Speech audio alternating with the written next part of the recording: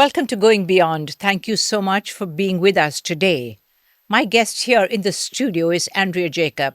She's what is called a movement specialist. And she's going to talk to me specifically about the world of gymnastics as it exists in Chennai. Andrea, thank you for coming in here today. I appreciate your time. Movement specialist, tell me what it means. What's it about? Thank you, Jennifer, for inviting me. And movement is free for all. It's a very simple term. We have it in our body, but we forget how to use it. And we can heal ourselves in many ways, or we can bring joy to our life in many ways, but we just don't do it. So I'm just a gentle reminder in every age, at every stage, to remind them that movement is free in your body. It's just lying there trapped. Explore it and spread the knowledge like a tree. Right. So you do workshops pertaining to movement and how they move, or this is the way they should move. Is that what it is? Yeah. And it's just the essence of it is in different spaces for different reasons. So at some spaces it might be to heal themselves. At some spaces it might be to be creative and find something new with their body.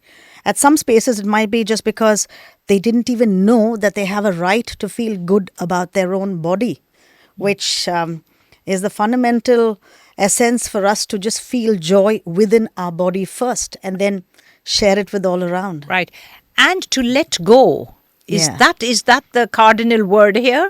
Exactly. I would like to call it release, because we always know how to tense up and tighten. That's our standard go-to. You know? That's true. I mean, when we were little, we do it so, carefree, and we're able to do that. But the minute we start growing up at every stage, social conditioning, especially in a large developing country like ours, we are constantly told to adjust. So my thing is, adjust when you're in public spaces, but release when you're on your own private, personal space. Give yourself the freedom to just release. Right. Let me move from the movement specialist part of you and your life to gymnastics, because I think you've become very involved in gymnastics of late. So how long has that been for? About, I would say, 6 to 7 years. Or I think almost, 8 years. So tell me about the field of gymnastics as it exists in Chennai.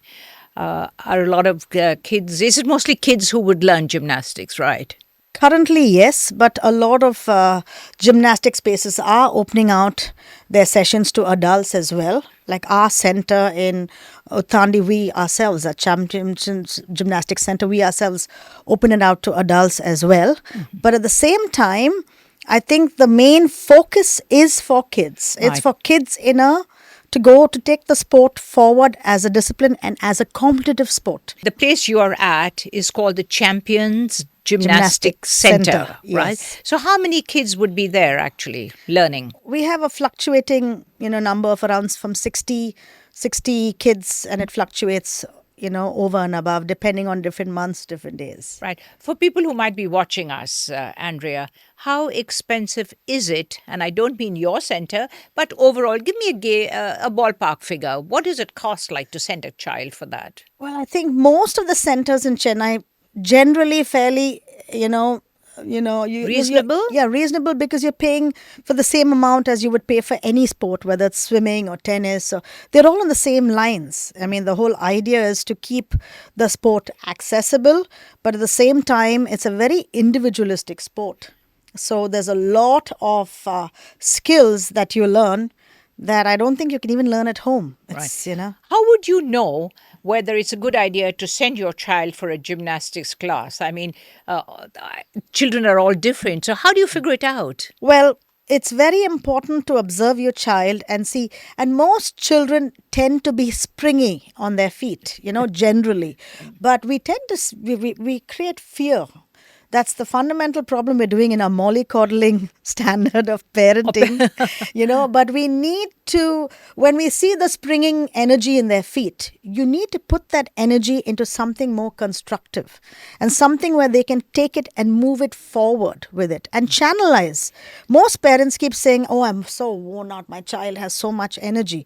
But if you identify at a very young age, and gymnastics is a sport where you're supposed to identify as early as 5 years, because if you can identify, identified it with my daughter at 4 years, but if you can even do it at 5 years, it's a very good timing, because the muscles are ready to develop into something more specific, and energy wise you can, all that bubbly energy in the child gets channeled into something more beautiful and focused. And it's very good to start your child with a discipline. Right. What about the competitive nature of gymnastics? Is it very strong? Oh yes, we this year at the nationals we came in 4th as a team, which is a very good progress, over the last few years, Tamil Nadu contingent. But it's very important for us to be aware that the other states are a little bit ahead of us. There are a few states like West Bengal is way ahead.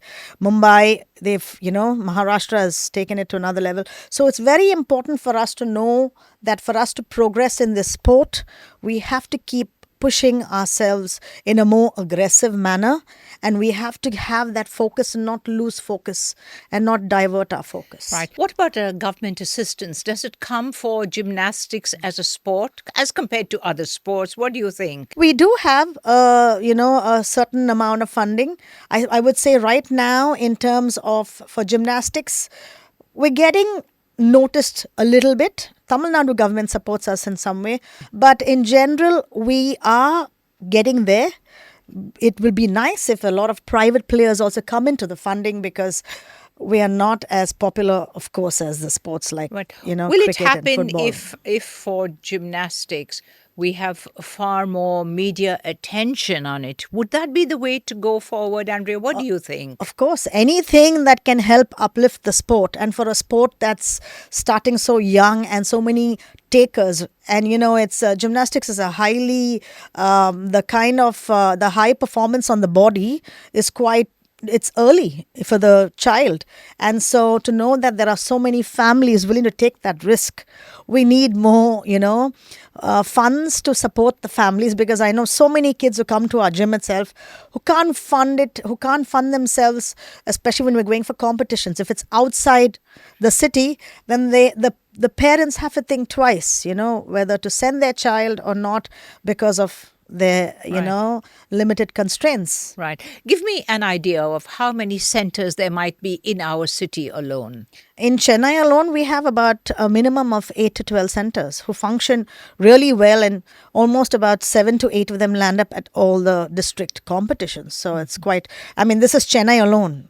In Tamil Nadu, we have a lot more. Really? And it's doing well. So it's quite popular around Tamil Nadu? Yeah, it's getting really good and focused. And you can see the progression, build up, because from each center only sending about 4 to 6 kids. It's slowly building up to your maximum number of participants are 15 per team, and they do quite a few centers almost fill up that space. Andrea, tell me, what about in the rural areas? Is there any evidence of gymnastics? Because you do see kids sometimes in the rural areas just doing cartwheels or doing all sorts of tricks. Oh yeah, it is. Especially Salem, Madurai have some very good. In fact, some of the training happened in Madurai recently for the coaches as well. So I would say that we have, but we're not identifying and tapping into that potential, because we could get some real toughies who can really put in that, I think when they're coming from a lesser informed information about the sport, then they can put in the knowledge into the body will go much more. You will spring up much more. Right. Especially at an early age. Right. Is the Tamil Nadu government actually aware of the potential there is in gymnastics? It's starting. I would say we have a starting point, but we definitely have to find a place, a little bit more stability with gymnastics as a place within the Tamil Nadu sports arena. We're still not there on a stability platform. We're there. Right. We're starting, I would say. Another point I want to raise, when did this gymnastics actually catch on, say here in Tamil Nadu? So, I mean, about 10 years ago, I don't know that I ever read very much about something called gymnastics, short of seeing the Olympics and people performing overseas. Well, we always had it. We had the SDAT center at Guindy, which was always there because I remember me as a child, I wanted to go there, but I couldn't, because of too far away from my home. Logistics didn't matter and didn't make sense, So, but it was always there. The only reason why it became more prominent was when nationally we started getting a lot of attention with gymnasts like, Deepa Karmakar and Pranati Nayak, with them making their visibility in the global front at all the most important competitions in gymnastics. I think then all the states started opening up and seeing it as potential. Right. That's when we realized we have. I'm seeing that from the way you speak to me, you do have a lot of hope when you think about the future for gymnastics. Now, your little girl has been there for a long time now, and she's one of the sparklers, I think. So would you think that that's something good that you've done for the child? Do you think that's a good way for her to go forward? Oh, yes, indeed. Because for Zoe, she really thinks gymnastics as her life. It's like, second home. She treats it as a second home. And because she started as early as 4 years, it's become a second nature. Even if we're anywhere in the world traveling, she's still trying out the same thing. She doesn't see it as it fits in a specific space and a specific, agenda. She sees it as second nature. And I think, as every parent would hope, we would like to take her as far in the game as she would like, and that's the whole point, is to support her and give her a good platform that's going to give her, Having said that, is there an age at which a young person has to stop doing gymnastics? I mean, there must be a cutoff age. Tell me about that. Most of the gymnasts are Indian gymnasts. Some of them have retired at the age of around 31 or so. But having said that, recently, a Japanese woman at the age of 49 had, won a medal on the vault. So I think as we are developing in time, what seems as a sport that is meant to be, cut off at your late 20s and early 30s, I feel with time, as time goes by, who knows, we might change the dynamics and it might be in India. It might be from Tamil Nadu. You never know. That would be because very nice. Gymnastics allows you to compete at any age. And that's the skill that all kids have. There's an above age category where you can be a 10-year-old and you can compete with a 6-year-old. And that's allowed. And, to a 6-year-old parent, it might seem unfair. But it's actually giving them a skill for life, because when you go out in the world, you're not seeing the age of the people you're competing with on a day-to-day basis. You're just going with skill. Right. Andrea, girls versus boys, from your experience, have you seen that there are as many boys participating as there are girls? Right now, unfortunately, at least in Tamil Nadu, because I don't have much exposure about the other states, but in Tamil Nadu, the girls are taking over. They are really enjoying the sport. The boys, I think, because with options like football and cricket, being a very, enticing sport for the boys, there are very few boys who come into the sport. Our center has a fair amount, but it's not equal. It's still, very limited with regards to the boys. What do you think about the importance of coaches in gymnastics? Are they absolutely vital to the sport? I think it's very important because in gymnastics, it's placed on trust. And our coaches at CGC, at Champions Gymnastics Center, are very efficient and very structured, because Zoe's coach has built up a relationship with her from the age of 4. So in terms of, it's very important because injuries happen. That trust, that's right. Yeah, so injuries happen not just to the kids. It happens to the coaches too, because they have to support you when you fall. They are the ones breaking your fall, the impact. So they are always having your back. It's quite similar to the coaches for swimming and cheerleading. It's high intensity sport, even for the coaches to have strong arm strength, because they have to constantly support them when they fall, in case there's a slight, miss.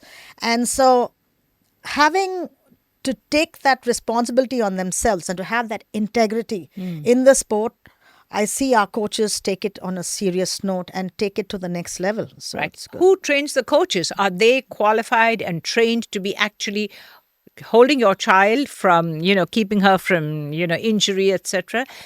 Who trains them? Where Yeah. does this, what happens? They start off as gymnasts and then they go into the coaching. There are coaching classes, and then so you can diversify into being a coach, you can diversify into being a judge, you can diversify into being many other angles of supporting them from a sports medicine kind of a thing. So there's so many arenas to go into with regards to the gymnastics. So the coaches do go for their own course certification. There are many. Are they psychologically trained? That's the arena I feel we've not tapped into. That's my goal. That's my role at CGC. I work on the psychology aspect of it, from the mental health and well-being, holistic ways. But in terms of in India, with regards to, as much as cricket has a full set-up team Of everything. Our coaches unfortunately have to double up and they have to multitask because funding is yet to be pumped into for these arenas. And I think it's very vital that we start acknowledging that area, because they put in their heart and soul. They treat their students as family, because it is there's a big level of trust. And you can see it when you're there. Tell me, Andrea, from your experience, do you know whether the Tamil Nadu Gymnastics Association has ever sort of approached, say, big businesses and people like that, companies, etc.? Has that happened at all? Not that I'm aware of. Maybe they have, but to my knowledge, I don't think so yet. I mean, it's just that people who are in the sport, the parent community, they just voluntarily, help out with funds to support if the gym needs some changes, or we need to, create a fund for, some kid who's traveling, or for companies that come voluntarily as part of their initiative, as part of their funding to support the sport. I'm not aware of that. Right. As of my knowledge, I'm not sure about that. In gymnastics, how much of the child's psyche is involved? How much mental strength is needed? Oh, it's a lot. And I think we downplay it. We are always looking at the perfection of the element. We're looking at how they perfect it. The physical. The physical part of it. It's mostly obvious on the beam and the flow, because the vault and bar, the apparatus plays the second fiddle to them, with regards to completion of it. But with beam and flow, you can see that they are so much, entangled onto completion of it in a. That's where we're missing the point. We have to know that, the child needs the most strongest element of mental health to know that because it's all obvious, it's there, it's a make or break every single time they go on the floor for their competition. And it's showing up in their scoreboard immediately, so there's no hiding. You don't have 10, 11 people to support you in this sport.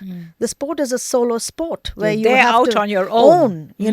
And so when you are out on your own and so young, you learn everything. You learn the power of a competition. You learn the subtlety of the games being played in between, in and off the field. You learn everything so young, and it's not been tailor-made. It's just, you just have to improvise on the go, because the sport is constantly changing and developing as well globally. So we have to keep up with that as well. I would imagine, Andrea, that the parent has a very important role to play in the development of a child who goes to a gymnastics class. How important do you think that is?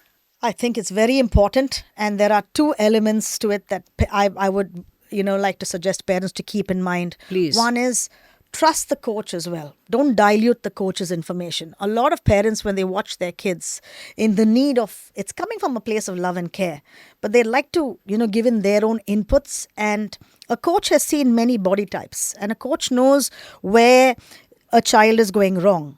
But a parent cannot give that kind of input. As a parent, your support structure has to happen at home with nutrition, with the way they rest. Rest is so important for a child in gymnastics, because if she is not slept well, he or she, it shows up and it lands up in the form of an injury. So rest plays a very important role. Nutrition plays a very important role. When your child is on high levels of sugar, the child doesn't know whether he or she is tired. And so they keep going on a buzz at the gym without knowing. And that's another reason for injury as well. So it's very important that as parents, we need to know when to step back and when to step in.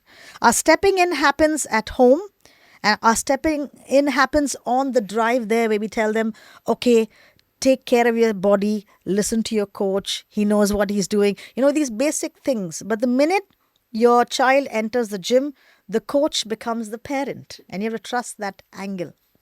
So then the parent looks like he or she might be interfering. Does that happen a lot? It does at times, because you know why? This sport, the results are shown immediately, right? So when the competition is happening, you're seeing the results on the scoreboard, and we also have reason to appeal for the points through the coaches. So most of the time, we tend to look for the results too soon, too fast. You have to be a little bit logical in your thought process when your child is applying the sport. How many hours has your child put into the sport? You can't expect a medal every single time your child competes, and you have to be prepared that your child will go through different phases. Yeah, exactly. Different spurts and phases that will, it'll keep fluctuating. And it could be because of something they're facing internally with their body changes. For girls, it's even more, and that's your prime time as well. So it's very important to keep a little bit of leeway between the integrity of the parent and child. At the same time, be alert. See the signals. When your child is hurting, when your child is injured, give the child rest before you bring them back because rest is equally important. So don't try I think our biggest mistake we do in India is we keep backup sports. I see so many kids who go in doing 2 or 3 competitive sports. And that's not a good idea? It's not a good idea, because when you do that, you are already informing your child it's okay to put in 50% here, 30% there. You're already giving, a certain amount of percentage to the child. But what do you want? That's an escape route, really. Yeah, it's more about, I know, we love our backups, but it should happen at the time when this fails. Your body, we are humans, we know how to adapt to any situation, but we don't trust that. We always feel we need to cushion our kids from the level of failure. We need to cushion them and say, if it doesn't work out here, you have this beta, you have the next thing. But my point is, let them feel that, because that feeling of failure or that feeling of discomfort is going to make them tougher and more determined to do the next best thing. But you can't stop it from happening.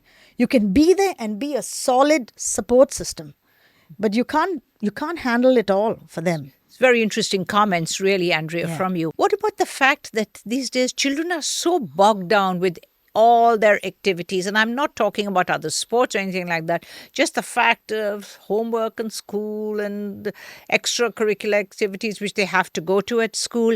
So how do these children actually cope? What has been your personal experience? That has been a constant struggle with, as many parents that I keep having. It's a constant, conversation that's going on.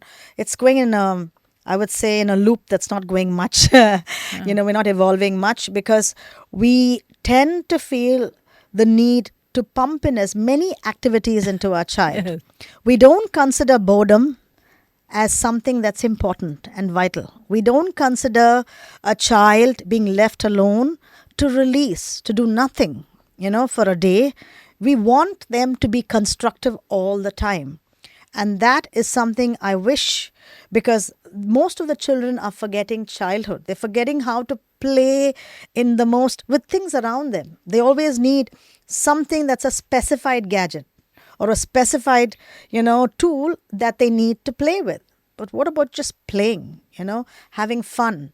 having fun with your friends. We're telling them even what they should be doing with their friends.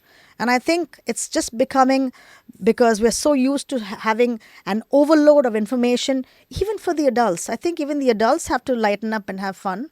So then it'll become a spillover effect for their children. Right. So have you seen from your experience of parents actually pushing their kids towards gymnastics? And from my limited experience, I have seen that as parents, sometimes one does tend to guide your child towards this, or, gently push your child in this direction. What happens then to a little girl or a little boy who doesn't want to go for gymnastics, or who doesn't want to learn the piano, or who doesn't want to do whatever? What has been your experience with this as a parent who has a child in this champion center? Yeah, there have been cases like that. I have seen a few parents who've done that. Well, my only suggestion is that listen to your child, because give it a solid, every sport, you need 3 months at least minimum to understand it for your own body test. Or any activity, you need 3 months time. Yes. To give it that, amount of time to understand. But I feel most of them are doing it because of convenience. If something's, close by, or if something, the child's friends are going, it's carpool. There's all this Yes. convenience taking over what's the need and the important thing for your child. So that's not a just very listen. good thing in your mind. In your opinion, that's definitely not the way to go forward. Yeah. So how do I encourage then my child towards gymnastics? Or do I just have to wait and see whether that child is interested or not? Give your child a minimum of 3 months to just see, and ask them, at the end of every session, you'll get a feel. When on the drive back, have a chat. How was your day? How was the class? Did you have fun? It's very important for them in the first few months to have fun. If you're not having fun in the sport and you're only trying to say, I need to, because do well, because in the gym, there will be kids at different levels, all practicing at the same time, honing their craft. So you cannot compare your body to some other child who's been there for a longer time. So they might be the same age, but right. So most of them are actually comparing themselves. It's an internal conflict, and that's why the kids give up, because they're comparing. I'm 6 years, that kid is 6. How is she able to do this and not me? But they're not seeing the number of hours and effort and time being put in to the sport. Right. Andrea Jacob, it's been a pleasure for me to talk to you today. This Thank has you. been as much a session on parenting, I think, as it has been on gymnastics. I appreciate your time so much indeed. Thank you so much for coming. Thank you, Jenny. Well, it's been great to have Andrea Jacob here in the studio with me. I think she's brought a lot of very valid points to our ways of thinking. And I do hope that you out there have actually listened to her. And thank you for being with us on Going Beyond. Don't forget, next week, same time, same place. Bye for now.